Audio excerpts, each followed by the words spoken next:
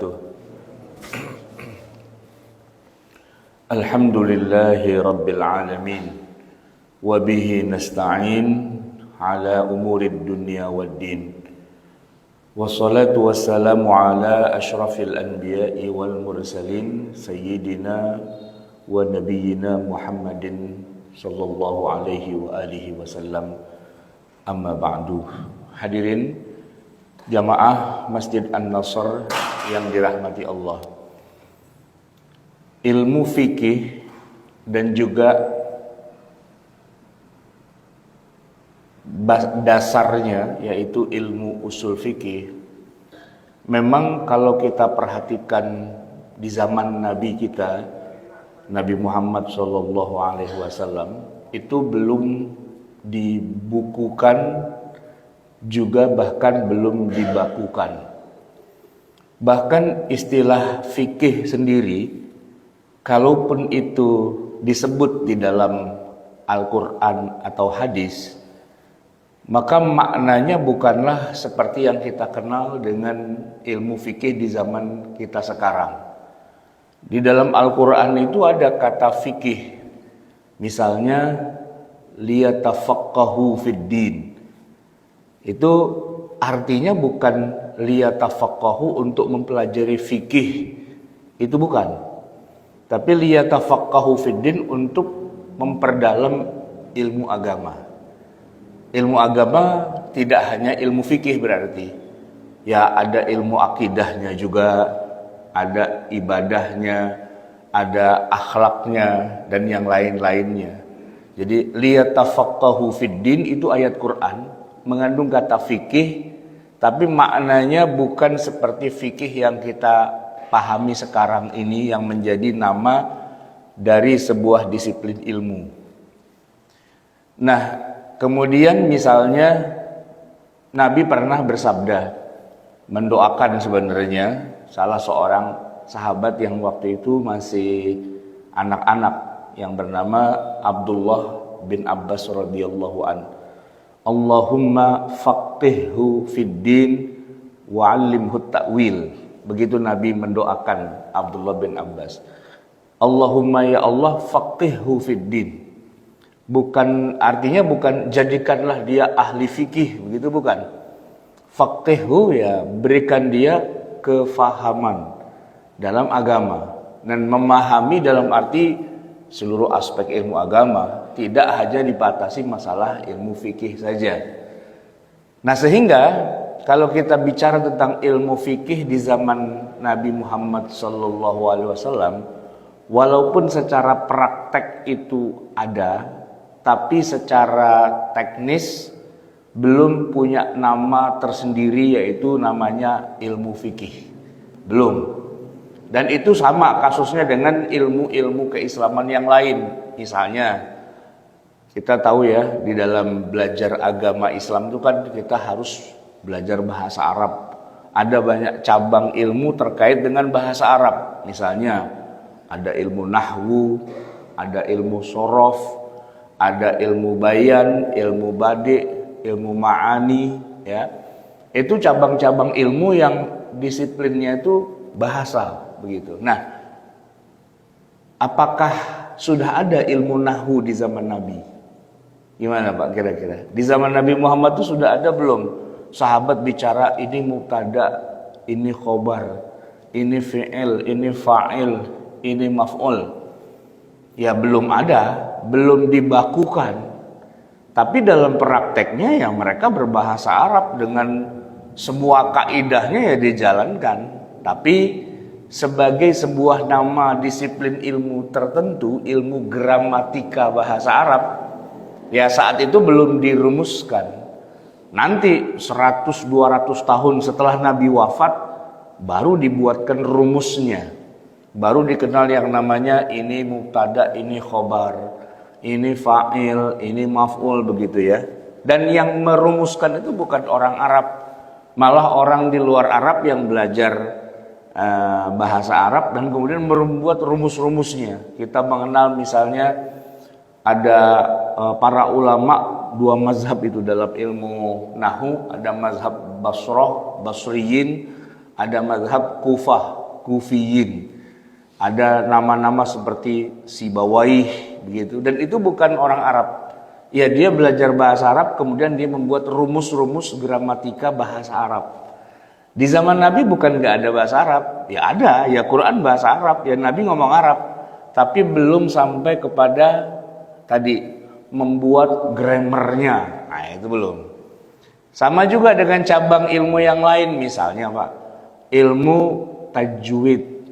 Ya, zaman sekarang ini kan kita kalau mau belajar baca Quran yang benar kan ada tajwid. Ada istilahnya nun mati ketemu dengan huruf apa, nanti idgham atau tidak idgham, ya kan? Ada ikhfa, ada iqlab, ada izhar gitu ya. Istilah-istilah seperti itu, Pak.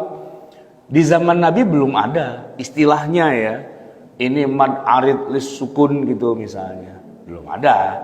Ya, ini ikhfa begitu, belum ada istilahnya. Tapi secara praktek, nah kalau secara praktek ilmu nahwu itu dirumuskan dari cara baca Qur'annya Nabi, cara baca Qur'annya para sahabat. Dari prakteknya itulah kemudian mereka merumuskan ya kaidah-kaidah dalam tata cara membaca Al-Qur'an. Nah, tapi sebagai sebuah disiplin ilmu namanya ilmu tajwid, yaitu ratusan tahun setelah Nabi wafat baru dibuat rumusnya. Sama dengan ilmu fikih gitu Pak. Ilmu fikih itu dalam prakteknya ya Nabi dan para sahabat mempraktekkan. Tapi di zaman Nabi ya istilah-istilah yang kita kenal dalam ilmu fikih misalnya wajib, sunnah, sunnah muakkadah misalnya begitu kan. Apalagi makruh ya atau mubah atau haram gitu ya. Istilah-istilah seperti itu belum menjadi sesuatu yang baku. Nah, sehingga ini yang menarik jamaah sekalian. Nabi SAW itu tidak pernah ya ketika misalnya nih ya sholat itu kan bagian dari ilmu fikih, tapi beliau tidak pernah menjelaskan sholat itu ada rukunnya. Ada rukunnya, ada sunnahnya, ada fadilahnya. Enggak, Nabi enggak pernah merinci sampai sedetail itu. Apa rukunnya sholat? Harus niat, atau baca takbiratul ihram, atau baca surat al-fatihah, atau misalnya berdiri, ruku, i'tidal, sujud, duduk di antara dua sujud. Itu secara praktek dikerjakan. Tapi secara ini statusnya apa nih? Kalau misalnya Nabi memulai sholat dengan Allahu Akbar, itu kan namanya takbiratul ihram. Nah, itu masuknya rukun atau masuknya wajib atau masuknya apa? Nah, jamaah sekalian, kalau di masa Nabi itu belum dibuatkan rumusnya, belum, tapi dipraktekkan. Nah, perumusan-perumusan itu kemudian dikasih status. Kalau takbiratul ihram itu rukun. Kalau nggak dibaca, sholat Anda nggak sah. Begitu selesai takbiratul Allahu Akbar, lalu kita baca doa. Doa iftitah namanya. Allahu Akbar kabiro, walhamdulillahi katsiro, wa subhanallahi bukratan wa asila, dan seterusnya. Nabi baca. Lalu nanti para ulama merumuskan. Doa ini ternyata nggak cuma satu macam. Ada banyak macamnya. Dan satu lagi, ternyata Nabi tidak selalu membacanya. Kadang-kadang dibaca, kadang-kadang tidak.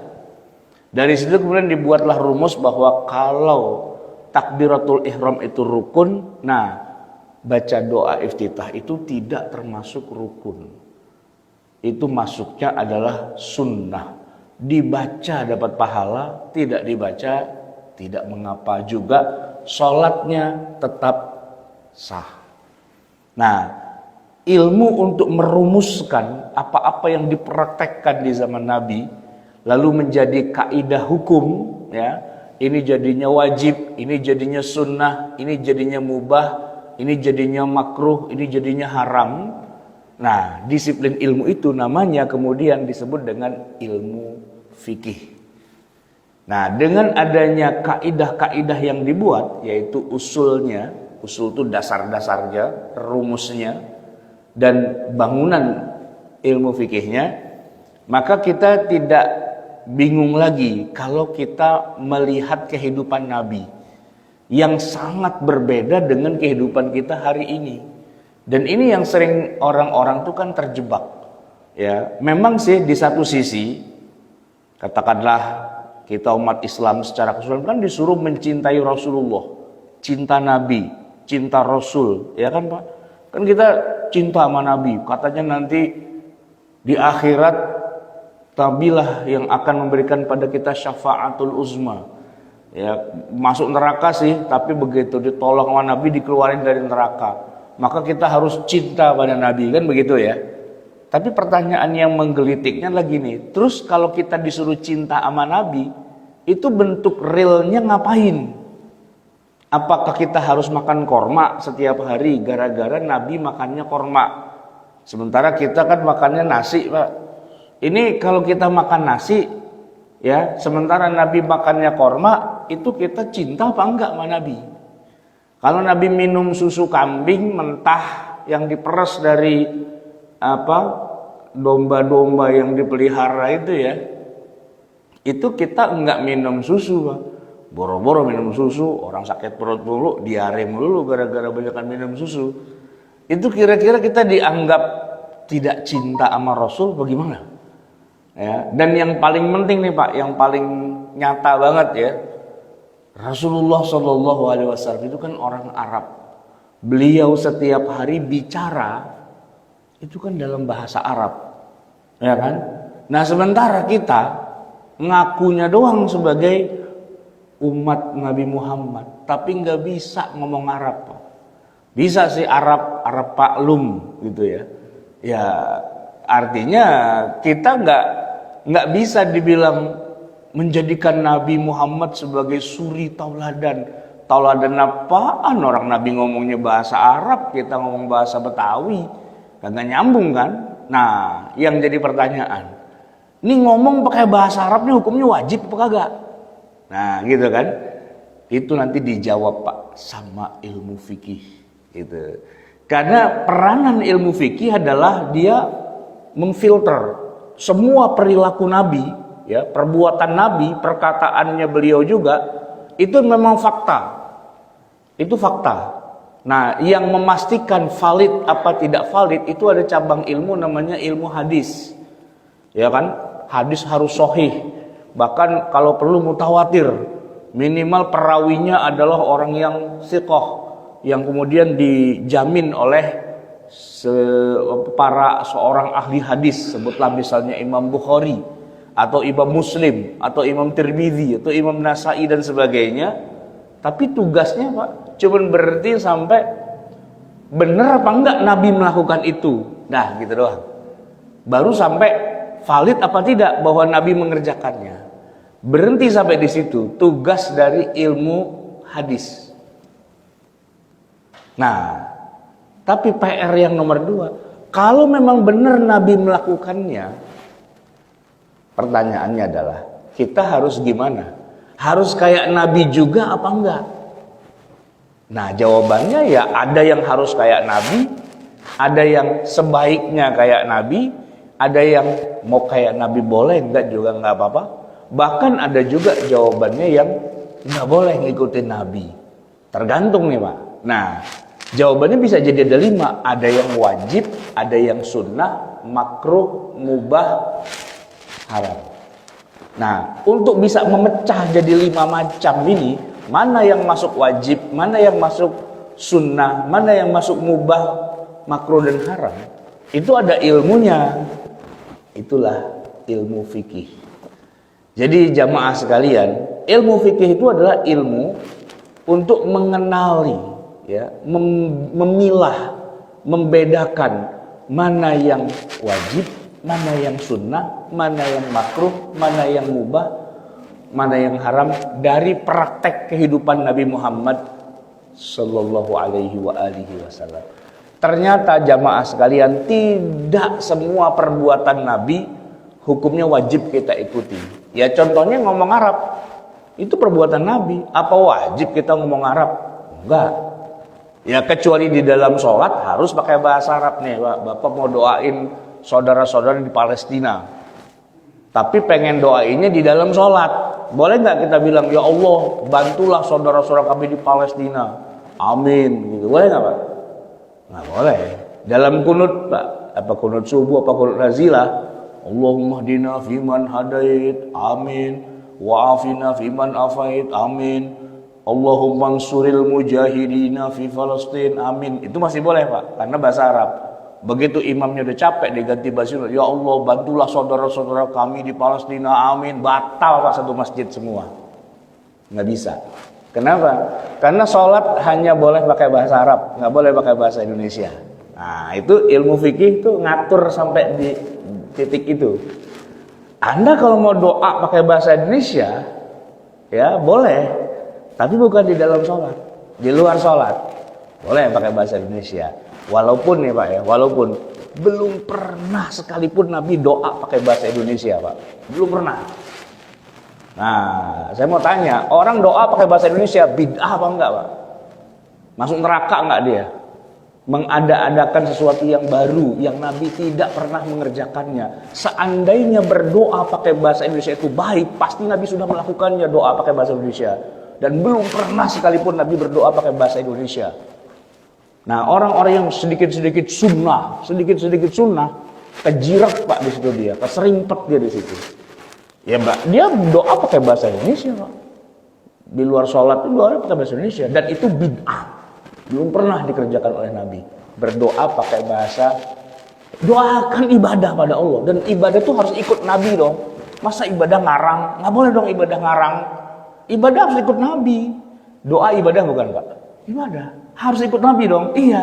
Nah ente doa pakai bahasa Indonesia masuk neraka ente. Kalau nggak pakai ilmu fikih Pak, jadi begitu jatuhnya. Tapi karena ada ilmu fikih, nggak apa-apa. Doa itu boleh, afdol pakai bahasa Arab, jatuhnya sunnah Pak. Tapi kalaupun nggak dikerjain dalam arti doanya pakai bahasa Indonesia, dosa nggak? Nggak. Masuk neraka nggak? Nggak. Gitu. Kenapa? Karena ilmu fikih memilah gitu Pak. Mana yang harus kayak Nabi, mana yang enggak harus. Ketika Nabi makan, tadi saya kasih contoh. Nabi itu Pak, makan 3 jari Pak. 3 jari. Ya. Kemudian mengunyah, itu lama Pak ngunyahnya. 33 kali. Itu kayak Nabi Pak. Nah pertanyaannya kita nih, cinta Nabi ngomongnya kan, cinta Nabi, cinta Rasul dan sebagainya gitu. Makan 3 jari nggak Pak? Ya belum tentu, ya kan? Nah kalau kita lihat kenapa Nabi makan 3 jari, boleh jadi nih, boleh jadi yang dimakan kan daging kambing, dikopet gitu, dikunyah 33 kali, wajar daging kambing. Nah kalau kita makan bubur ayam, pakai 3 jari, gimana ngunyah 33 kalinya? Kan beda. Emang pernah Nabi makan bubur ayam? Kan belum pernah, ya kan? Jadi nanti jangan sampai ada pertanyaan, mana yang sunnah? Makan bubur ayam diudek sama nggak diudek? Nah, nggak ada contohnya dari Nabi itu Pak. Nah oleh karena itu, jamaah sekalian yang dirahmati Allah, ilmu fikih itulah yang nanti kemudian akan memilah mana yang harus dikerjakan jadinya wajib, tidak boleh tidak, ya, mana yang jatuhnya sunnah, mana yang jatuhnya mubah. Dan ada yang makruh dan ada yang haram. Contohnya apa? Ya contohnya Nabi punya istri Pak, 9. Itu 9 tuh hitungannya ketika Nabi wafat yang jadi janda ada 9 orang. Tapi dalam kehidupan Nabi ada juga istrinya yang meninggal duluan kayak Khadijah gitu ya. Artinya kalau dihitung-hitung Nabi pernah menikah itu lebih dari 9. Tapi ketika beliau wafat yang jadi janda 9. Tufiya antis niswatin 9 Pak. Itu Nabi, ya kan? Boleh nggak kita punya bini 9? Nggak boleh, nggak boleh. Maksimal 4. Nah ini sesuai dengan sunnah Nabi apa enggak? Kalau punya bini 4, enggak. Bini 1 enggak sesuai dengan sunnah Nabi. Bini 2 juga enggak sesuai. Bini 3 enggak sesuai juga. Bini 4 juga enggak sesuai. Orang Nabi bininya 9 Pak. Itu. Jadi baru punya bini 2 ngaku-ngaku sesuai sunnah Nabi, bohong banget Pak. Enggak sesuai. 9, yang benar itu Pak, gitu. Tapi jajalin nikah 9 orang masuk neraka Pak, gitu. Dan nggak bisa kita bilang saya ikutin sunnah Nabi pala lo itu buat Nabi doang, lo nggak boleh umatnya. Jadi kan tidak semua perbuatan Nabi itu boleh kita ikuti Pak. Tahu dari mana? Ilmu fikih yang membahas. Di fikih dibatasin, kamu umatnya Nabi maksimal boleh 4 gitu. Nah pertanyaannya, kalau dibilang maksimal boleh 4, apakah menjadi sunnah untuk menikah lebih dari 1? Nanti ilmu fikih menjawab itu Pak, enggak, sunnahnya 1 aja itu. Kecuali ini itu dan sebagainya bolehlah 2, kecuali ini itu dan sebagainya bolehlah 3 atau 4 gitu kan. Tapi yang dasarnya istri 1 doang gitu. Nah itu tahu dari mana? Para ulama tuh merumuskan gitu ya, merumuskan bahwa dari perilaku Nabi, para sahabat dan sebagainya, ternyata yang sunnah itu bukan poligaminya. Enggak, poligami itu bukan sunnah. Yang sunnah itu menikah gitu. Poligaminya tidak sunnah. Dan kalau dibilang poligami sunnah, itu keliru besar. Yang sunnah itu bukan poligami.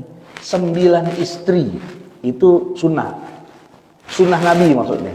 Tapi itu termasuk sunnah Nabi yang haram hukumnya, masuk neraka Pak kalau udah punya istri 9, maksimal 4, basically 1, kan begitu.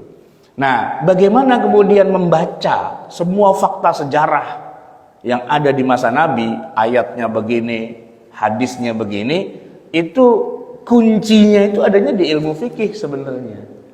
Nah, pertanyaannya begini, bagaimana para ulama bisa dengan santainya mengatakan oh yang ini wajib, oh yang ini sunnah, oh yang ini mubah, yang ini makruh? Dari mana kok mereka bisa memilah-milah dari semua perbuatan Nabi itu dipilah-pilah? Bagaimana caranya? Apa metodologinya? Gini Pak, yang jelas tidak ada ulama fikih kecuali dia itu adalah pakar tafsir dan pakar hadis. Pakar tafsir itu maksudnya bukan cuma hafal Quran Pak. Kalau cuma hafal mah anak bayi 5 tahun hafal Quran tuh biasa, ya kan? Atau hafal hadis gitu Pak. Jadi kan kalau sekarang, zaman sekarang orang hafal Quran dikasih gelar namanya Al-Hafiz. Wah, ini qori'nya bergelar Al-Hafiz, berarti dia hafal 30 juz gitu kan. Nah kalau di zaman dulu orang yang hafal Quran nggak disebut Al-Hafiz. Kenapa? Itu semua orang juga hafal, nggak usah pakai bilang Al-Hafiz ya. Hanya orang tertentu saja yang bisa menghafal hadis. Karena hadis itu banyak banget jumlahnya, bisa sampai ratusan ribu ya, bisa sampai 500.000. Maka kalau ada yang bisa hafal 500.000 hadis baru disebut dengan Al-Hafiz. Kalau baru Quran doang nggak disebut Al-Hafiz ya. Nah syaratnya orang bisa jadi ahli fikih, dia menghafal Quran, nggak banyak sih Quran, cuma 6.236 ayat atau cuman ya 30 juz 600 halaman ya, kurang lebihnya begitu mushaf kita itu. Dibandingkan dengan hadis jumlahnya puluhan kali lipat. Jadi dia hafal Quran, dia hafal paling tidak 500.000 hadis. Jadi sampai pojok-pojokannya kehidupan Nabi dia tahu semua Pak. Gitu. Nah dengan mengetahui semuanya kehidupan Nabi sampai yang pojok-pojokannya Pak, baru kemudian bisa ditarik kesimpulan. Oh, berarti nggak wajib. Karena kadang-kadang Nabi ngerjain, kadang-kadang enggak. Gitu Pak.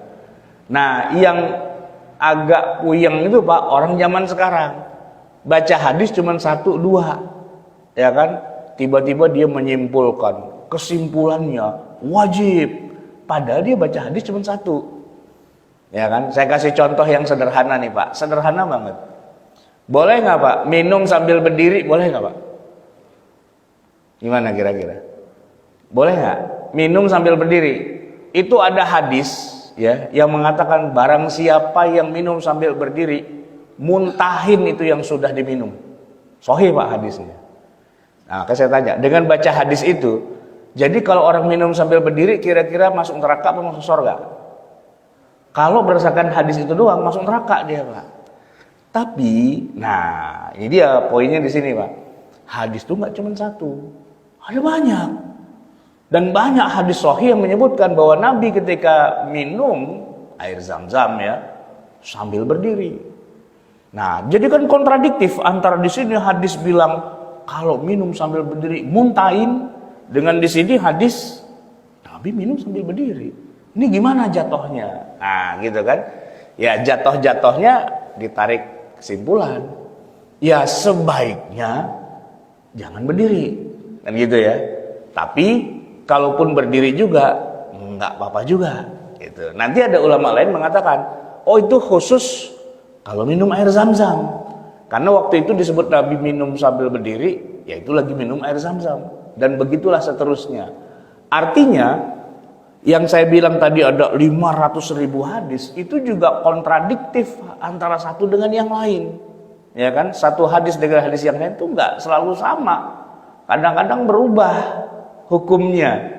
Dan memang pada saat itu, hukum yang berlaku begitu. Besok, Allah ganti ternyata dengan hadis yang lain, dengan ketentuan yang lain yang hukumnya jadi belok. Sen kanan belok kiri. Itu sering terjadi di masa Rasulullah. Sen kanan belok kiri, itu kan Mbak ya. Ngesennya kanan. Wah, kita pikir kanan nih, dia belok kiri. Itu kan emak-emak metik tuh, begitu modelnya kan Pak ya. Maksudnya gimana? Gini Pak, saya kasih contoh nih ya. Quran langsung.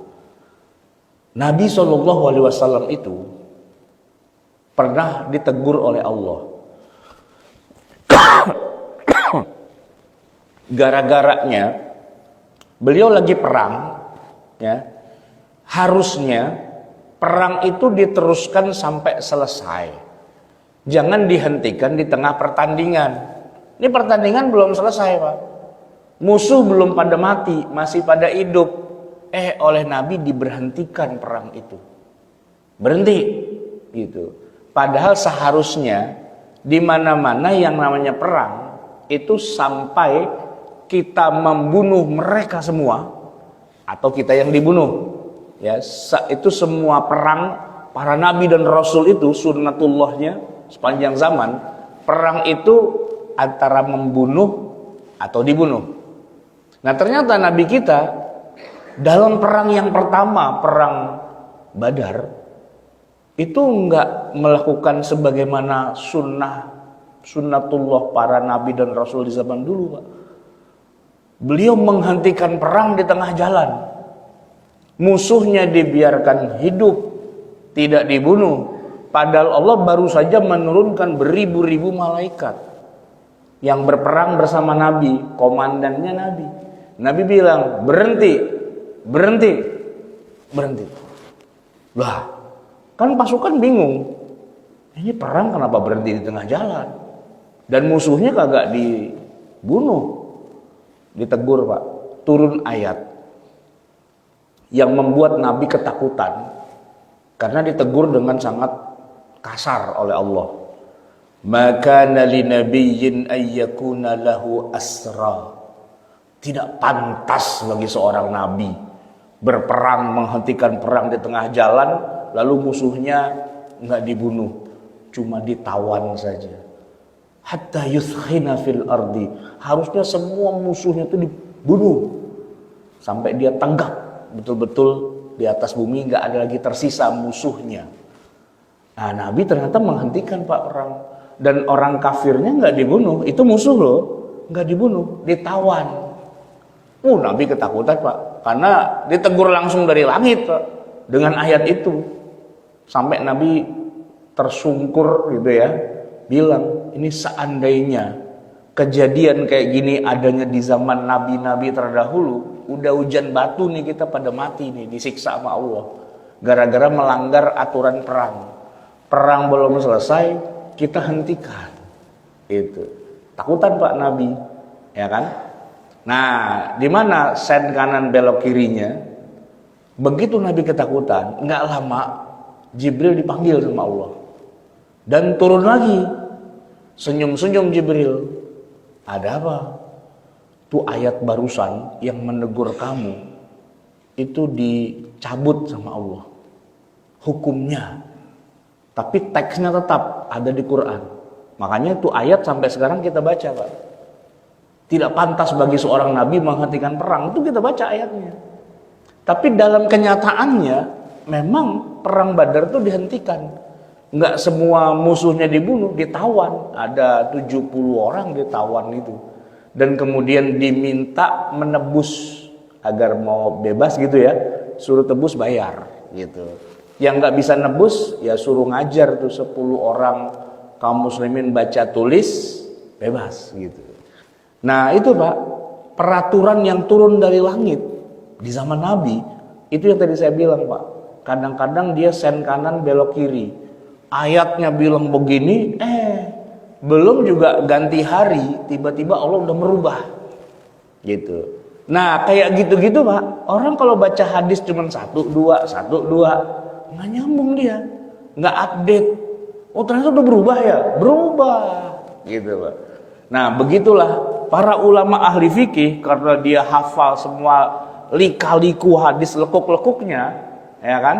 Maka mereka tuh orang yang ya boleh dibilang udah luar kepala lah kalau kehidupan zaman Nabi gitu. Dia bacanya bukan cuma 1, 2 hadis gitu, Pak.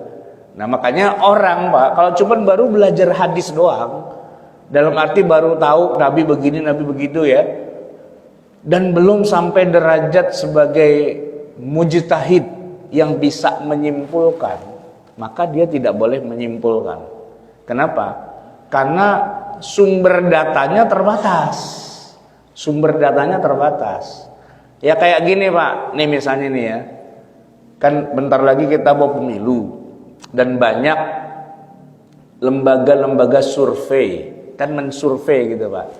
Nah itu, Pak, untuk mengatakan bahwa calon ini dapat suara terbanyak, tersedikit, tengah-tengah dan sebagainya, kan harus ada survei. Sekarang begini, yang disurvei berapa orang? Ya ribuan, ya. Ada yang wawancara langsung, ada yang pakai telepon dan sebagainya, itu ribuan. Nggak bisa survei kepada 2 orang.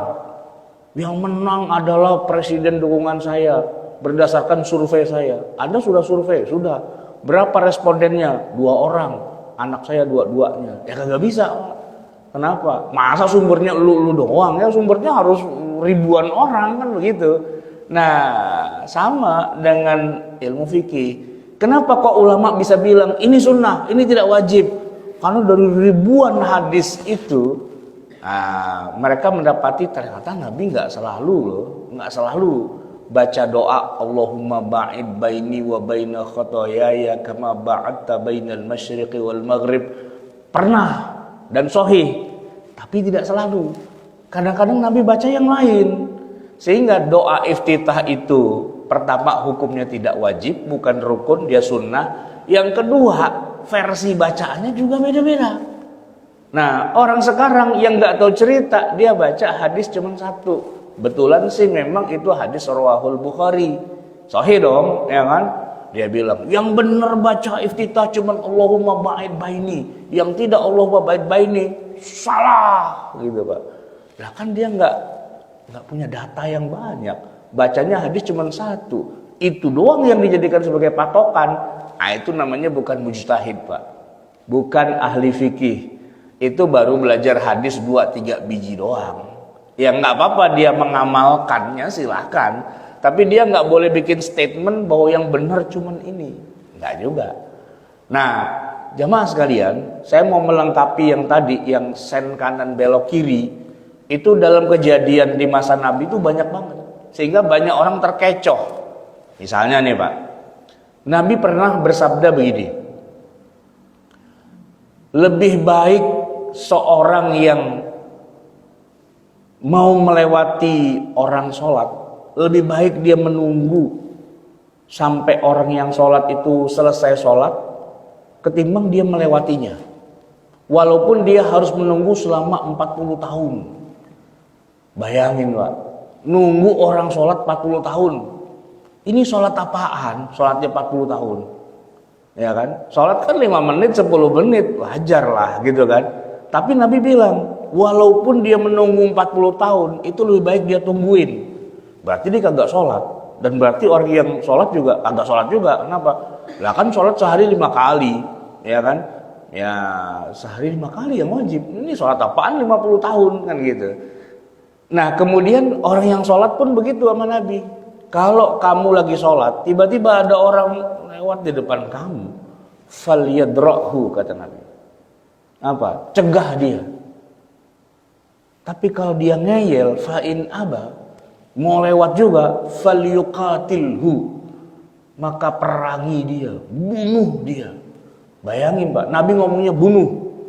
Nah ini kalau cuma baca hadis itu doang Pak, besok-besok ke masjid, dia ngasah golok dulu Pak di rumah. Bininya bingung. Bang, Idul Adha masih lama, kenapa udah bawa-bawa golok ke masjid? Gitu. Ya sesuai dengan sabda Nabi, kalau ada yang lewat kan suruh bunuh. Kali aja ntar ada yang lewat kan tinggal bacok doang, udah saya siapin goloknya begitu. Ya kan nggak gitu juga cara memahami hadisnya, bukan begitu. Itu yang bahasanya kadang-kadang rada-rada hiperbol bahasa yang digunakan oleh Nabi. Memang khas orang Arab tuh kalau ngomong kadang-kadang hiperbol, tinggi gitu bahasanya, ya kan? Masa cuman gara-gara lewat depan aja bunuh gitu kan? Masa sih? Ya maksudnya Nabi ingin mengatakan bahwa itu sangat-sangat tidak layak lah begitu, gitu kan? Sampai Nabi ngancamnya bunuh. Begitu juga Pak. Orang yang munafikin di Madinah itu Pak, orang munafikin itu kan salah satu cirinya untuk bisa mengetahui dia munafik apa enggak, wa idza qamu ila sholati qamu kusala. Kalau dia datang sholat jamaah ke masjid, datangnya tuh ogah-ogahan. Kadang-kadang datang, kadang-kadang enggak. Itu ciri-ciri orang munafik di zaman Nabi. Dan Nabi saking gedeknya sama orang munafik sampai bilang begini, saya sangat punya keinginan yang kuat untuk membakar rumah-rumah mereka yang pada nggak ke masjid. Jadi saya akan suruh orang jadi imam di masjid, lalu saya bawa beberapa orang memanggul kayu bakar keliling kota Madinah, periksain rumah-rumah satu persatu. Kalau ada rumah yang di situ orang lakinya kagak ke masjid, akan saya bakar. Laqad hamamtu, saya punya tekad yang kuat untuk membakar rumah orang yang tidak ke masjid. Hadisnya sahih Pak. Gitu. Nah tapi yang perlu kita ketahui, ya, tidak boleh membakar rumah orang yang nggak sholat ke masjid, nggak boleh. Dan kalau sampai ada yang melakukannya, dosa Pak, dia masuk neraka. Bakar-bakar di rumah penduduk jamaah gitu kan, rumah nih dekat masjid, orangnya nggak ke masjid, bakar, tangkep gitu. Kenapa saudara dia hakim ya di mahkamah? Kenapa saudara membakar rumah orang gitu? Begini Pak, sesuai dengan hadis Nabi.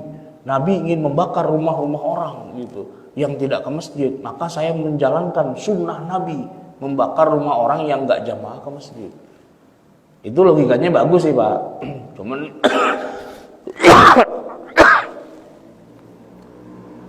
Cuma kata hakimnya, Anda bisa nggak nyebutin berapa jumlah rumah yang sudah dibakar sama Nabi waktu itu? Bingung Pak. Berapa ya? Ayo coba hitung berapa yang sudah dibakar sama Nabi. Rumah orang di Madinah yang nggak ke masjid jamaah itu yang dibakar sama Nabi berapa biji? Bingung dia Pak. Kenapa bingung? Karena secara fakta tidak ada satupun rumah yang dibakar sama Nabi. Nabi cuma ngomong doang, ngomongnya tinggi Pak. Wah bakar lo, gitu kan? Tapi nggak dibakar betulan Pak. Nah dia aja salah paham, kirain bakar betulan, dia bakar gitu kan? Ya salah. Itu namanya orang nggak paham sunnah gitu kan. Dia tahu sunnah valid, Nabi ngomong kayak gitu valid, tapi maksudnya apa? Itu yang dia nggak paham, gitu kan? Nah ilmu fikih itu tugasnya menjelaskan. Ya, saya tanya sekarang nih Pak, Bapak Muslim, laki-laki, akil, baligh, sehat, rumah dekat masjid, ada azan subuh, nggak ke masjid, masuk neraka nggak Pak? Ya ngomongnya tegas-tegas aja nih Pak. Bapak dengar suara azan subuh, ya kan? Muslim, akil, balik, tetangga masjid, dengar suara azan. tapi bapak nggak ke masjid, itu masuk neraka nggak pak? Nah, gimana? Kalau pakai hadis tadi udah masuk neraka tuh pak, bahkan kita bakar rumahnya, kan gitu. Lalu kita kata-katain munafik gitu, orang rumah dekat masjid kagak ke masjid, munafik, kan gitu kan? Kalau pakai hadis Nabi jawabannya begitu pak. Tapi kalau pakai ilmu fikih, enggak. Ya, walaupun para ulama di 4 mazhab beda-beda, ya. Kalau ada yang agak tegas, mazhab Hambali, Imam Ahmad bin Hambal, itu tegas pak, dosa, gitu pak. Bapak sholat subuh di rumah, kagak di masjid, padahal bapak tetangga masjid, dosa, harus minta ampun. Tapi itu cuma satu pak, di antara 4 mazhab, gitu. 2 mazhab lagi, apa itu? Mazhab Hanafi dan mazhab Maliki mengatakan, bapak dengar azan, rumah dekat masjid, tapi bapak nggak ke masjid, salat subuhnya di rumah, dosa enggak? Enggak dosa. Terus hadis Nabi tadi, iya itu hadis, tapi kesimpulannya adalah tidak dosa. Cuman kalau bapak ke masjid dapat 27 derajat, gitu, ya. Jadi jatuhnya berjamaah di masjid bersama imam, kalau menurut Hanafi dan Maliki itu namanya sunnah muakkadah, gitu. Sunnah muakkadah, enggak dosa, enggak masuk neraka. Ya cuman enggak dapat pahala yang gede, gitu doang. Itu tadi mazhab apa? Hanafi dan Maliki. Kalau yang bilang wajib dan kalau enggak ke masjid jadi dosa, nah itu Hambali. Ya kan? Bagaimana dengan Syafi'i? Mazhab Syafi'i mengatakan bahwa seorang laki-laki muslim rumahnya dekat masjid, dengar suara azan, tapi dia tidak ke masjid, itu enggak dosa. Cuma kalau semuanya enggak ada yang ke masjid, dosa semua. Nah, gitu Pak. Maka hukum sholat berjamaah dalam mazhab Syafi'i itu hukumnya adalah fardu kifayah. Fardu kifayah. Sama dengan sholat jenazah. Ini ada jenazah Pak, ya. Udah diumumin jamaah, mohon kesediaannya mensolati jenazah orang ini, gitu. Nah, ternyata Pak, begitu selesai sholat jamaah, pada pulang. Nggak ada satupun yang nyolatin jenazahnya, imamnya aja pulang, gitu. Kata jenazahnya, woi sini dulu, mau pulang-pulang aja lo, gua belum disolatin nih, gitu kan. Itu Pak, satu masjid dosa semua itu Pak, kalau kagak nyolatin jenazah itu. Nah, tapi seandainya ada satu saja yang kemudian menyolatkan jenazah itu, yang lain dosa enggak, gugur kewajibannya karena udah ada satu yang melakukannya. Itu yang kita sebut dengan istilah fardu kifayah, sholat jenazah. Nah, sholat subuh berjamaah, sholat zuhur, asar, maghrib, isya, itu dalam mazhab Syafi'i hukumnya fardu kifayah. Jamaahnya itu Pak, fardu kifayah. Kalau sholatnya mah fardu ain, ya, sholatnya buat kita tiap individu. Tapi kok di satu komplek ada masjid, semuanya pada kagak ke masjid Pak, dosa semua itu, gitu. Tapi kalau udah ada jamaahnya, 3 orang, 4 orang, 5 orang, kan udah ada tuh yang sholat jamaah, yang lain enggak dosa, gitu. Jadi hukum sholat berjamaah di masjid bagi tetangga masjid dalam ilmu fikih pecah 3. Yang pertama bilang wajib, kalau enggak ke masjid ente dosa, mazhab Hambali. Yang kedua bilang sunnah muakkadah, kalau ente ke masjid pahalanya gede, kalau di rumah enggak apa-apa juga sih. Itu mazhab Hanafi dan Maliki. Yang ketiga mazhab Syafi'i mengatakan kalau sampai nggak ada satupun yang ke masjid baru dosa semua. Nah begitu, sehingga ya jatuh-jatuhnya kalau kita datang ke masjid pahalanya gede, tapi kalau kita nggak datang asalkan udah ada jamaah ya sudah, berarti kita juga aman, ya nggak dosa semuanya. Nah begitulah para ulama ilmu fikih itu merancang kesimpulan-kesimpulan hukumnya kayak gimana. Enggak langsung hadisnya begini, hadisnya begitu. Enggak, karena hadis itu nanti ada konteksnya, ya. Kayak misalnya nih, ada seorang sahabat Nabi yang tua dan buta, Abdullah bin Umi Maktum. Dia bilang sama Nabi, ya Rasul, saya kan buta nih, ya kan? Dan nggak ada yang nuntun saya ke masjid untuk sholat 5 waktu. Apakah gugur kewajiban saya sholat 5 waktu di masjid? Kata Nabi, oh ya sudah, Anda termasuk orang yang dapat keringanan, nggak usah ke masjid, karena Anda buta, nggak ada yang nuntun, gitu kan? Baru melangkah 2 kaki gitu ya, 2 langkah, tiba-tiba Nabi berbalik, nanya sama si orang tua yang buta ini, bentar, kata Nabi, ente memang buta dan gak ada yang nonton ke masjid, cuman kalau ada suara azan ente denger gak? Oh, kalau mata emang gak bisa ngelihat, cuman kalau kuping mah normal ya Rasul, saya dengar suara azan. Nah, kata Nabi, ikutin arah datangnya suara, walaupun kamu harus berangkang ke masjid. Hadisnya Sahih Bukhari. Nah, dengan hadis itu ya, dan juga hadis mau bakar-bakar tadi, mazhab Hambali mengatakan fardu ain, gitu Pak. Mazhab Hambali bilang fardu ain. Nah, kalau ada ustadz ngomong kayak gitu, dia nggak salah Pak, cuman kurang lengkap. Nah, kenapa? Karena dia cuma menyebutin satu mazhab doang, yaitu mazhabnya dia, dan orang semua digiring ke mazhabnya dia, dan diancam-ancam lah dengan berbagai macam ancaman. Padahal seharusnya begini Pak, ini menurut mazhab Hambali hukumnya fardu ain, tapi kalau menurut mazhab yang lain kesimpulannya beda lagi. Ada yang bilang sunnah muakkadah, ada yang bilang fardu kifayah, dan sebagainya, lengkap.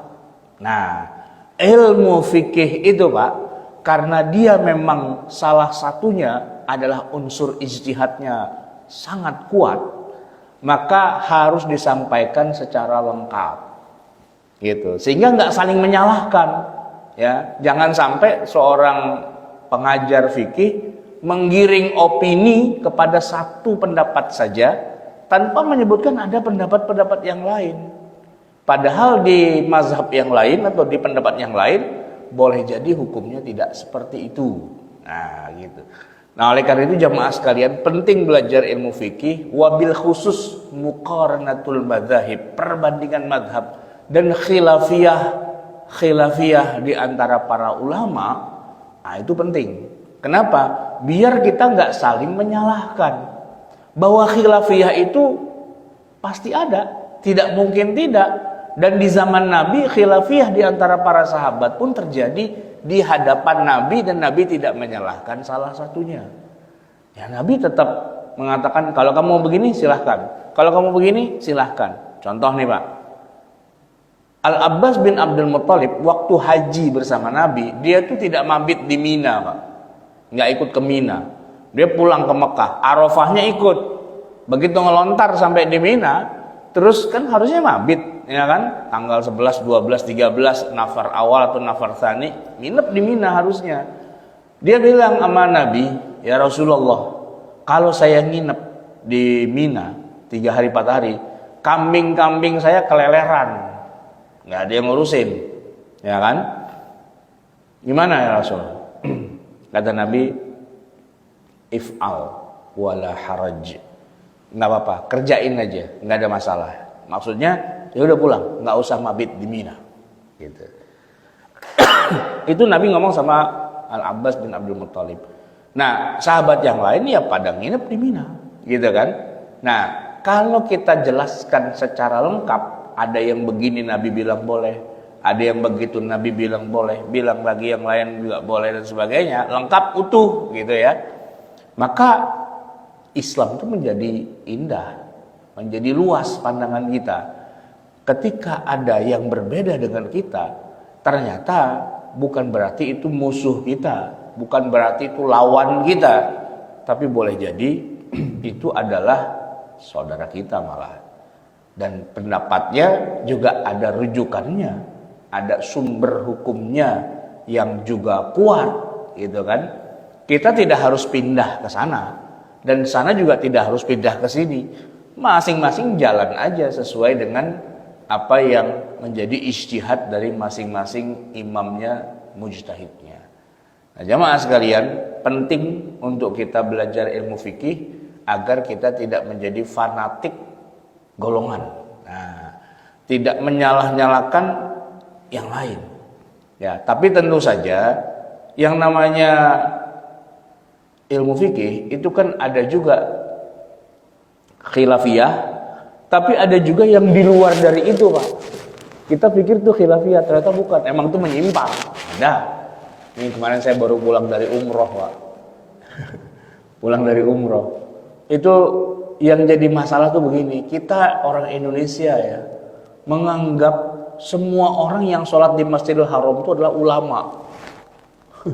Semua yang sholat di Masjidil Haram adalah ulama. Padahal enggak. Ya, kalau kita mau tahu ulama, bukan ke Masjidil Haram. Masjidil Haram itu justru gudangnya orang-orang yang tidak tahu. Karena banyak orang yang sholat aja belum bisa, tiba-tiba dia udah umroh, tiba-tiba dia udah haji, tiba-tiba dia melakukan hal-hal yang aneh yang satupun ulama mazhab pun tidak ada yang membenarkan tindakan kayak gitu. Contohnya nih Pak, saya sholat di depan Ka'bah, persis depan Ka'bah, deket banget saya, jarak saya sama Ka'bah itu.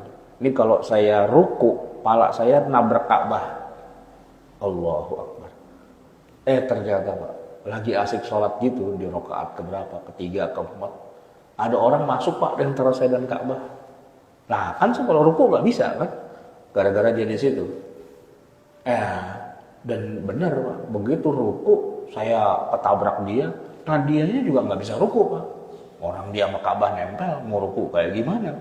Akhirnya dia rukunya begini Pak, miring begini. Ya saya bilang itu bukan ruku. Ya kan, bukan ruku itu namanya gerak badan kanan kiri. Ruku Pak ke depan, bukan ke samping. Nah ini contoh nih Pak nih. Orang nggak ngerti agama, tiba-tiba ada di Mekah gitu.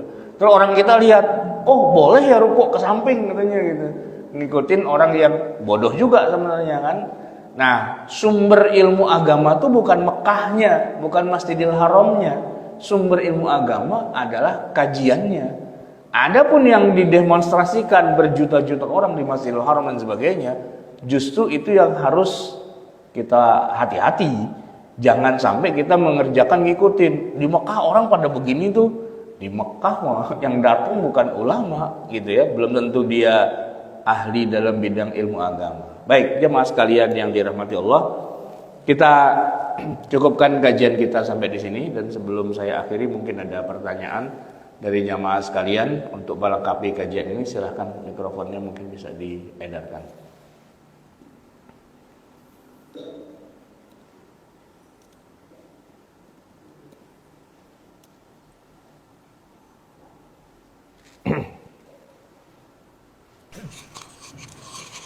Assalamualaikum warahmatullahi wabarakatuh.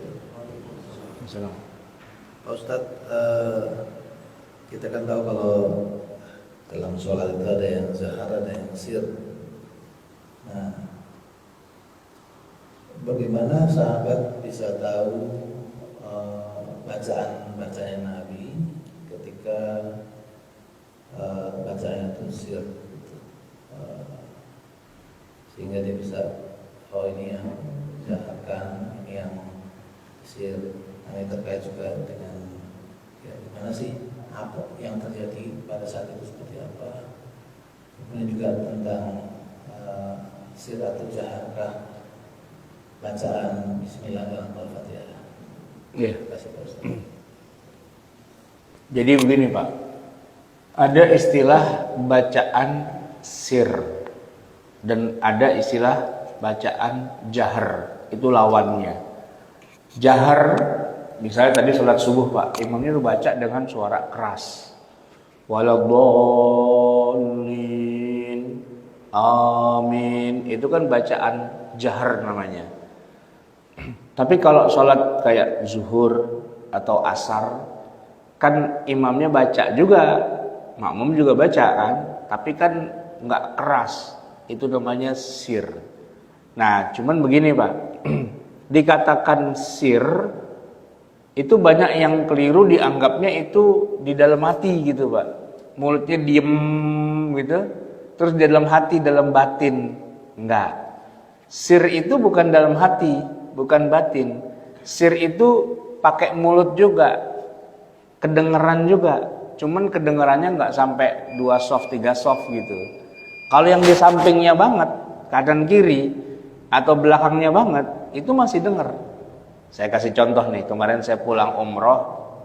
Kalau subuh tuh di Madinah, yang jadi imam seringnya sih Al-Hudhaifi.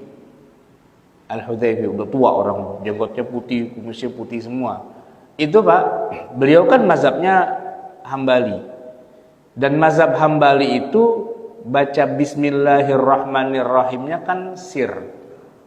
Tapi begini Pak, sesir-sirnya bacaan Bismillah itu kedengeran gitu. Jadi ketika dia takbir itu Allahu Akbar, setelah dia takbiratul ihram, dia baca begini, Bismillahirrahmanirrahim, Alhamdulillahi Rabbil Alamin.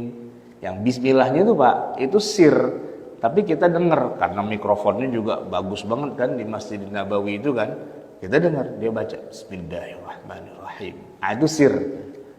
Nah sehingga kalau pertanyaan yang tadi gimana para sahabat bisa tahu Nabi baca apa dan sebagainya, Nabi bacanya kan sir. Sir itu bukan dalam hati Pak, sir itu tetap kedengaran, paling tidak yang nempel sama dia tuh masih dengar gitu. Nah saya kemarin waktu umroh kan ngajarin anak saya juga nih yang masih SD sholat jenazah Pak. Kan jarang-jarang kalau di kita, kalau di sono kan 5 waktu ada jenazah ya kan. Jadi saya sambil ngajarin, saya bacanya sir, nggak keras tapi dia dengar.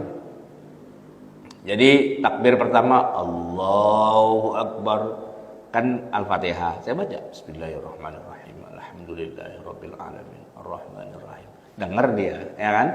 Takbir kedua Allahu Akbar, kan kita baca sholawat, Allahumma sholli wa sallim wa barik ala sayyidina Muhammad wa ala alihi. Dia ngikutin.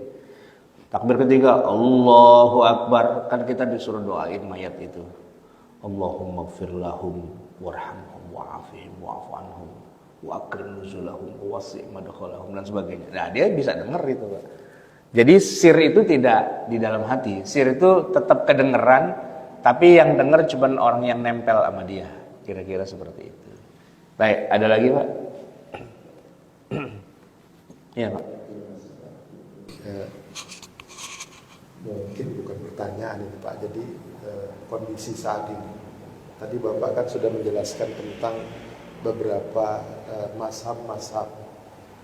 Namun banyak juga yang sebetulnya mereka mengatakan mereka tidak bermazhab gitu ya. Jadi ini yang jadi agak-agak kabur bagi kami. Bukan kabur sih sebenarnya, saya sudah tahu kita. Seperti kita contoh saja Pak, tadi kalau kita sholat subuh tadi, mungkin yang hadir pada saat ini mungkin tinggal 20%. Yang lainnya sudah pada pulang semua. Nah mereka mengatakan bahwasanya ini kan ini mazhab. Kami sebetulnya tidak perlu amat untuk bermazhab, karena pada saat ini kan memang teknologi sudah sedemikian canggih dan informasi sudah banyak. Mereka melalui Google dan segala macam media ini, sehingga bagi kami tanda kutip pengurus begitu, ini kan kita coba memasukkan ilmu di sini. Setiap Sabtu Minggu ini ajangnya ilmu untuk memberikan pengertian tentang agama yang secara mendalam. Namun kadang-kadang jamaah yang lain itu tidak membutuhkan tadi yang saya sampaikan pertama tadi. Sehingga segala upaya sudah kami usahakan. Nah, seandainya ada beberapa tanda kutip ustadz ya, memang saya sudah mengikuti beberapa puluh tahun perjalanan masjid ini. Banyak juga yang Bapak saya contohkan tadi, yang memang di dalam penjelasan mereka itu agak strict pada pemahaman beliau, yaitu tadi bunuh segala macam itu. Sehingga di dalam konteks ini untuk wilayah umum seperti kami ini, seperti Masjid Al-Azhar ini, mensikapinya itu selain mesti bijaksana, dan upaya kami adalah membuat Dewan Syariah yang seperti kita ketahui. Mungkin ada upaya-upaya yang lain mungkin yang sebutkan kawan Bapak untuk menggiring masyarakat ini lebih kepada ilmu yang kita perlukan. Demikian Pak. Mungkin ini bukan pertanyaan, tetapi bagaimana opini Bapak atau pendapat Bapak sehingga penggiringan jamaah ini untuk atau agar lebih memahami ilmu agama secara tepat itu dapat efektif di masjid ini. Terima kasih Pak. Iya. Jadi begini Pak, kajian memang punya dua sisi. Ada sisi dakwahnya dan ada sisi ilmunya. Ya simpelnya kira-kira begitu ya. Kalau sisi dakwahnya itu kan ngajak orang, ya kan, mengajak itu. Itu sih nggak harus pakai ilmu, namanya ngajak, yuk sholat, yuk ngaji, yuk puasa, yuk memberi motivasi gitu kan. Itu nggak pakai ilmu nggak apa-apa. Dan itu kadang-kadang dibutuhkan juga, sekedar ya istilahnya memberi motivasi. Tapi memang yang seharusnya lebih diperhatikan itu adalah kajian yang isinya keilmuan. Karena kalau buat motivasi, insya Allah sih kita, ya tadi Bapak bilang, udah lama lah jadi pengurus masjid, jadi jamaah, motivasi mah udah cakep gitu kan. Lalu bagaimana tentang keilmuannya? Keilmuan itu apa? Yang tadi saya kasih contoh Pak. Apa hukum sholat berjamaah di masjid? Ternyata Pak, kalau pakai ilmu fikih, pecah 3 itu Pak. Ada A, ada B, ada C. Masing-masing ada rujukannya, ada sumbernya yang memang ya sumbernya memang sumber yang valid gitu ya dari masing-masing mazhab gitu. Nah, itu yang namanya ilmu itu begitu Pak, disampaikan bahwa nanti kita mau pakai yang mana dan sebagainya itu lain cerita kan begitu sebenarnya kan. Kalau ilmu. Nah, masalahnya gini Pak, di kebanyakan masjid, majelis taklim itu namanya doang majelis taklim. Tapi isinya bukan taklim, bukan keilmuan. Isinya tadi penggiringan opini sesuai dengan seleranya Pak Ustadz. Gitu. Nah udah digiring aja opininya ke sana.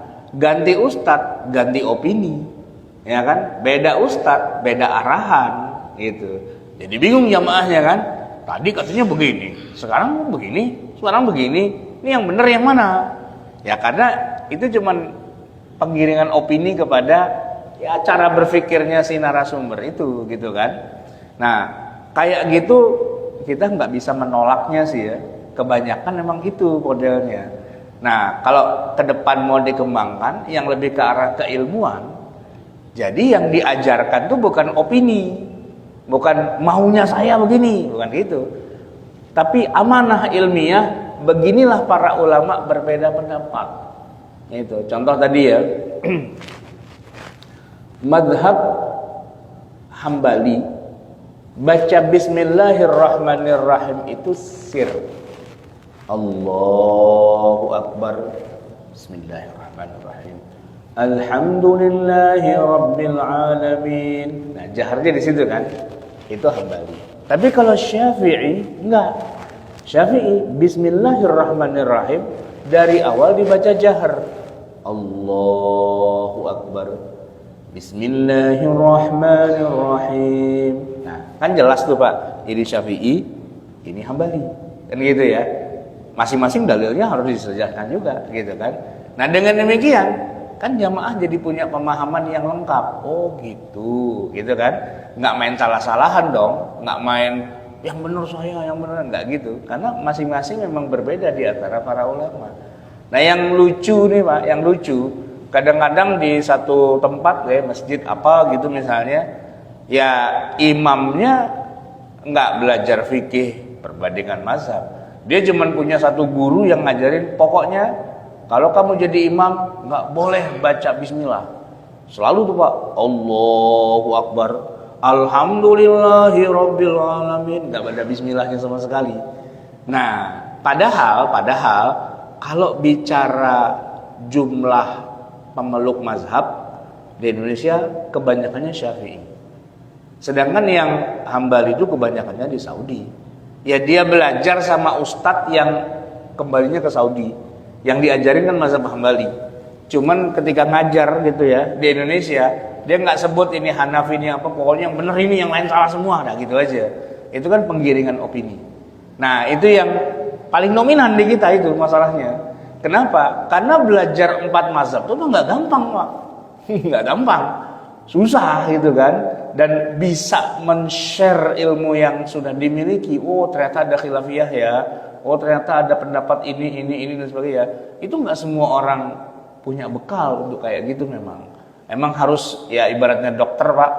Dokter spesialis lah gitu. Kalau dokter umum sih gatel, encok, apa dia bisa gitu ya. Tapi kalau tulangnya patah, Pak, kayaknya sih bukan dokter umum lah, dokter ortopedi lah paling enggak gitu kan. Masalah di tenggorokan, telinga, hidung.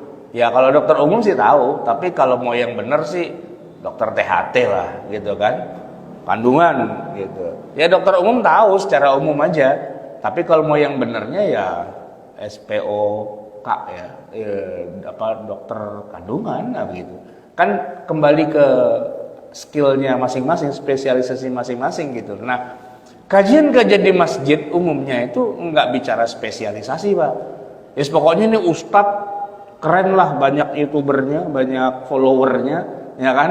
Kalau ustadz ini datang, yang datang banyak, itu kotak amal penuh kan gitu aja intinya kan. Nah, jadi isinya ya lebih kepada entertainment, nah gitu, kepada yang penting orang banyak dulu lah. Nggak salah, Pak, nggak salah. Kan kita ingin memakmurkan masjid kan, biar yang datang banyak gitu kan. Maka carilah ustadz yang sekiranya masanya yang datang tuh banyak gitu. Sementara kalau kajian yang ilmiah nih, yang pakai mikir, Pak, aduh mana gua lapar lagi, pakai khilafiyah segala lagi kan, puyeng gitu, Pak. Nggak semua bisa ngikutin ya kan, kecuali yang udah level profesor, nih profesor semua nih, Pak. Nah baru tuh bisa ngikutin ya kan, kelasnya udah beda. Ya kalau kelas-kelas yang masih baru pemula gitu kan, dia pengen yang seru-seru, Pak, yang apalah gebrak-gebrak meja gitu kan, atau yang ngelawak-ngelawak, atau yang pakai yel-yel atau apa gitu kan. Nah itu kan buat para ya pemula lah gitu kira-kira. Nggak salah, kita butuh juga yang kayak gitu-gitu kan, Pak. Jadi adalah level-levelnya gitu, Pak, kira-kira. Baik. Cukup ya? Cukup? Oh.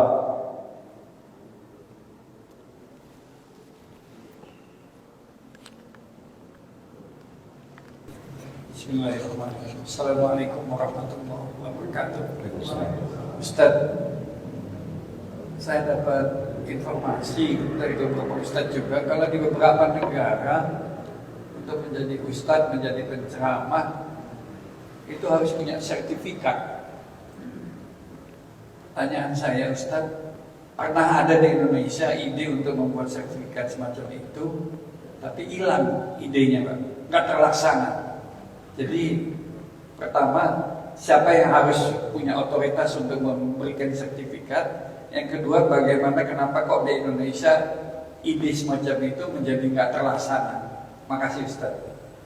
Ya, ada dua kepentingan sih, Pak. Jadi gini ya, aslinya nih, Pak, aslinya agama Islam itu kan dipeluk hanya oleh sebagian kecil masyarakat kita, ilmu-ilmu keislaman.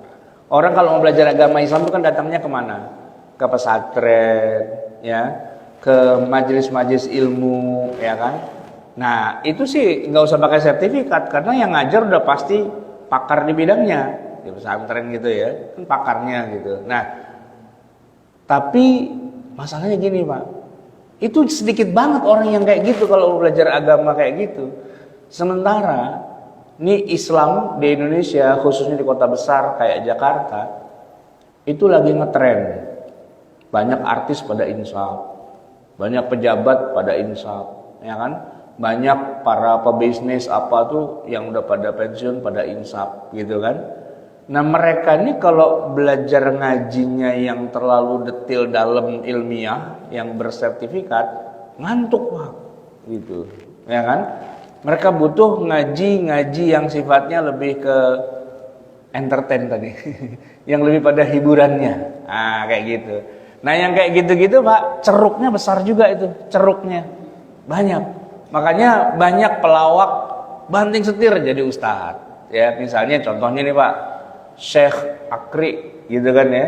Nah itu, Pak, kalau dia ceramah, wah orang datang penuh tuh, Pak. Kenapa? Ya mau ngejar entertainnya sebenarnya, lucu-lucuannya, seru-seruannya Akri sendiri bilang, ente salah judul kalau kemarin mau belajar agama. Ngomong belajar agama mau kiai, mau saya mah cuman hahaha aja begitu kan. Nah, tapi itu ceruknya besar sehingga banyak para selebriti jadi ustadz, ya kan? Para pebisnis jadi ustadz, para motivator jadi ustadz, banyak Pak.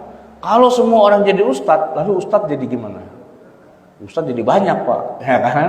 Nah, tapi ustadz entertain, jadi ya menghiburlah sifatnya, gitu kan? Nah, kalau yang tadi Bapak bilang harus bersertifikat, nah itu dia masalahnya Pak. Dia nggak punya kapasitas untuk jadi, katakanlah kayak ibaratnya dalam dunia kesehatan ya kan kalau mau buka praktek kan harusnya dia dokter dong, kuliahnya lama itu Pak di Fakultas Kedokteran, dan nggak mentang-mentang lulus FK Fakultas Kedokteran lantas bisa buka praktek, dia harus macam-macam tuh syaratnya gitu kan, sampai punya izin praktek kan begitu. Ya kalau belajar ilmu agama yang serius ya memang harus kepada ulama gitu. Sedangkan yang banyak kita perhatikan di mana-mana, di media sosial, ya kan, di tempat-tempat umum dan sebagainya, itu memang kita harus melihatnya, oh itu panggung hiburan. Sebenarnya itu panggung hiburan, bukan ilmu, enggak. Dan yang namanya hiburan ya pokoknya seru, rame, semangat dan sebagainya. Ilmunya mah kagak gitu, ya kan? Karena yang jadi narasumber kan artis, mantan pejabat gitu kan, orang-orang macam-macam lah gitu, yang alhamdulillah gitu ya dapat hidayah, mau berislam, cakep lah pokoknya intinya itu kan. Saya sih nggak memusuhi, cuman begini, Anda salah tempat kalau mau belajar agama Islam ke situ, ya kan. Tapi kalau mau dapat suasana apa hype-nya, vibe-nya gitu kan, wah suasana semangat dakwah nih gitu kan, nggak apa-apa di situ. Tapi kalau ilmu nggak di situ. Ilmu di pesantren, ilmu di kampus, ya kan. Setidak-tidaknya orang kampus datang ke sini. Misalnya nih, Prof Agil gitu misalnya. Beliau kan ilmunya serba bisa tuh, apa misalnya ngajar tafsir atau ngajar fikih atau ngajar apa gitu kan. Memang pakarnya dan ngajar. Cuman asal tahu aja Pak, kalau yang ngajar udah profesor gitu Pak, kagak lucu gitu. Agak seru gitu, ngantuk, tidur karena nggak level gitu Pak ya. Iya. Iya kan gitu. Karena bukan seorang entrepreneur, bukan seorang yang biasa menghibur gitu, bukan atraksi panggung gitu kan. Nah, yang masyarakat awam ini butuhkan memang belum sampai yang ilmiah kejauhan Pak. Masih yang seru-seruan aja gitu kan. Makanya kalau sekarang Bapak lihat banyak para ustadz tuh bermunculan gitu kan. Ya memang niat dasarnya yang penting bikin rame aja dulu, yang semangat gitu kan. Cuman nah ini dia masalahnya.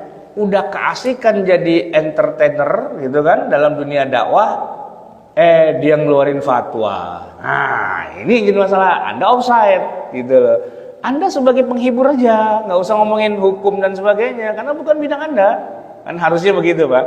Nah ini kadang-kadang karena merasa jamaahnya udah banyak gitu kan, vibe-nya udah wes mantap. Orang kan nggak bisa bedain, ini pakar hukum atau cuman entertainer nih gitu kan. Nanya, Pak Ustadz hukumnya ini gimana? Hukumnya itu gimana? Nah dia kan antara jawab iya nggak tahu gitu kan, atau jawab gimana kan gengsi. Ya lain sama Akri tuh saya bilang ya. Lu jangan nanya hukum sama gua juga gak paham gitu. Gua sama sini kita bercanda-bercanda aja, seru-seruan aja. Kalau mau ngaji yang bener no sama kiai di pesantren, bukan sama saya. Di sini mah kita hahaha aja gitu kan. Ya buat seru-seruan aja gitu. Jadi yang salah alamat jamaahnya Pak. Dia mengira majlis-majlis yang kayak gitu adalah sumber ilmu. Enggak.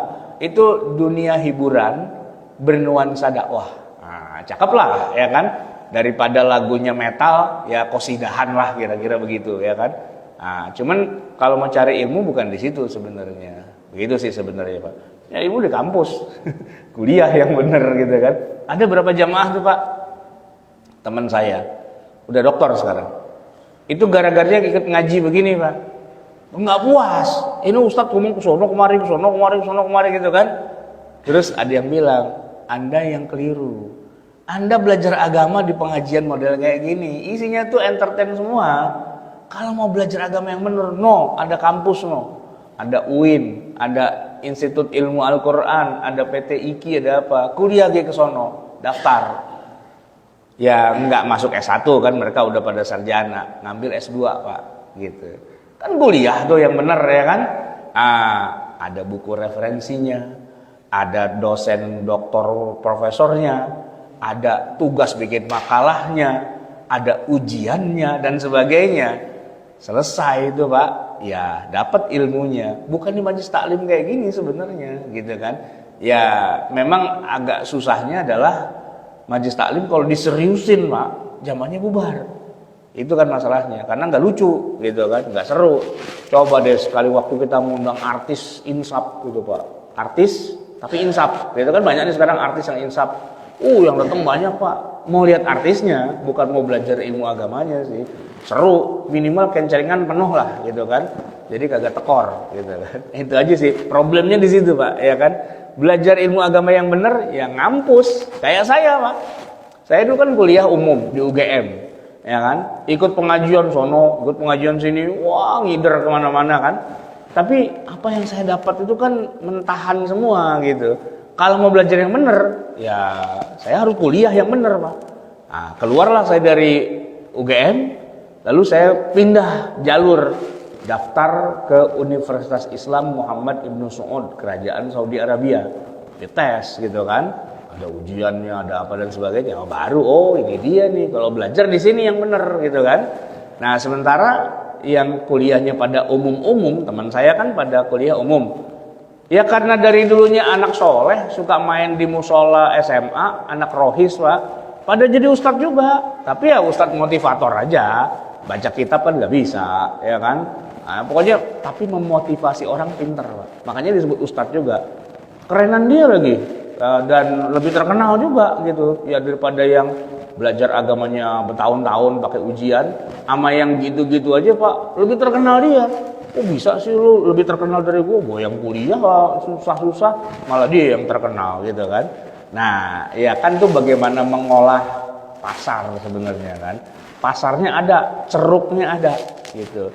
Malah yang pakar keilmuan beneran kalau masuk ke situ malah nggak ada yang suka. Kenapa? Ngantuk ngajinya begitu-begitu doang, nggak ada seru-serunya, nggak ada daya tariknya begitu Pak. Nah jadi akhirnya kan banyak ustadz selebriti kadang-kadang ngomongnya ngawur gitu kan. Nah kadang-kadang ngawurnya kalau masih yang sifatnya bisa ditolerir sih nggak apa-apa. Kadang-kadang juga nggak bisa ditolerir kan. Apalagi nanti ada kasus politik apa segala macam gitu-gitulah. Makanya kalau bisa tuh disertifikasi gitu kan. Tapi susah Pak, gimana cara mensertifikasikannya? Karena gini, untuk kalau saya nih secara pribadi bukan nggak setuju, ya sebenarnya gini, kita harus punya dua pandangan. Ini bukan kajian ilmu ya, tapi ini entertainment. Nah gitu, harusnya gitu. Nah kalau mau belajar agama nggak di sini, di tempat lain yang memang sumbernya itu, gitu kan. Cuman kan masyarakat awam nggak bisa bedain. Pokoknya semua yang ceramah namanya ustadz, gitu aja kan. Nggak pandang dia tuh latar belakangnya apa. Nah makanya upaya untuk membuat sertifikasi juga nggak mudah itu Pak, nggak mudah. Lagian pertanyaannya, terus yang berhak ngasih sertifikat siapa? Apa MUI? Apa Kementerian Agama? Atau apa? Dan sertifikasinya di bidang apa? Ya kan sertifikasi kan harusnya dia ikut sebuah kursus misalnya, atau ikut sebuah perkuliahan atau apa. Nah kalau lulus baru dikasih sertifikat. Nah kalau nggak Anda jenjang pendidikan apapun tiba-tiba dikasih sertifikat, ini mensertifikasi apa? Apa yang diberikan pengakuan dengan sertifikat itu? Ya kalau menurut saya, kalau harus pakai sertifikat saya setuju. Tapi untuk dapatkannya Anda kuliah 4 tahun, 8 semester. Ambil tuh salah satu jurusan, apa hadis, apa tafsir, ya kan? Atau fikih atau usul fikih atau apa. Anda punya ijazah S1 di bidang apa? Tafsir. Nah ijazah S1 Anda itulah sertifikatnya. Dan ngomonglah sesuai dengan ilmu yang Anda pelajari di kampus gitu kan. Kalau menurut saya sertifikasi itu adalah Anda kuliah lagi gitu. Kuliah lagi yang benar, apa ambil S1 apa S2 atau S3, itu sertifikasi yang benar, bukan cuman sekedar like and dislike, ya kan? Nah, kalau cuman like and dislike kayak kita ngambil SIM, Pak. SIM itu kan sertifikat juga tuh. Dianggap kita sudah bisa mengemudi. Datang ke kantor polisi, bayarlah 1 juta sekian, tinggal sidik jari sama foto, pulang bawa SIM. Bisa naik motor belum tentu, ya kan? Harusnya kalau di negara yang disiplin lalu lintasnya sudah bagus, Anda nggak bisa tiba-tiba datang kantor polisi bikin SIM. Anda harus lulus dulu sekolah mengemudi yang benar, gitu kan? Dan sekolah mengemudi itu nggak mudah. Nah, setelah dianggap lulus, baru boleh ikut ujian, kan gitu. Nah, di kita sertifikasi apa ya? Kalau menurut saya nih, kalaupun ada sertifikasi, ya kuliah dulu. Kuliah dulu berapa semester kayak gitu, D1 apa D2 atau D3 gitu kan, dapat ijazah, itu sertifikasi. Baik, kita tutup jamaah sekalian dengan doa. Bismillahirrahmanirrahim. Alhamdulillahirabbil alamin. Hamdan yuwafi ni'amahu wa yukafi'u mazidah ya rabbana lakal hamdu wa lakas syukru kama yanbaghi li jalali wajhika wa li 'azimi sultanik. Allahumma shalli wa sallim wa barik ala sayyidina Muhammadin wa ala ali sayyidina Muhammad. Rabbana zalamna anfusana wa illam taghfir lana wa tarhamna lanakunanna minal khasirin. Rabbana amanna bima anzalta wattaba'na ar-rasula faktubna ma'asy syahidin. Rabbana la tuzigh qulubana ba'da idh hadaitana wa hab lana min ladunka rahmatan innaka antal wahhab. Rabbana atina fid dunya hasanah wa fil akhirati hasanah wa qina adzabannar. Wa sallallahu ala sayyidina Muhammadin wa ala alihi wa sallam. Subhana rabbika rabbil izzati amma yasifun wa salamun alal mursalin walhamdulillahi rabbil alamin. Wassalamualaikum warahmatullahi wabarakatuh.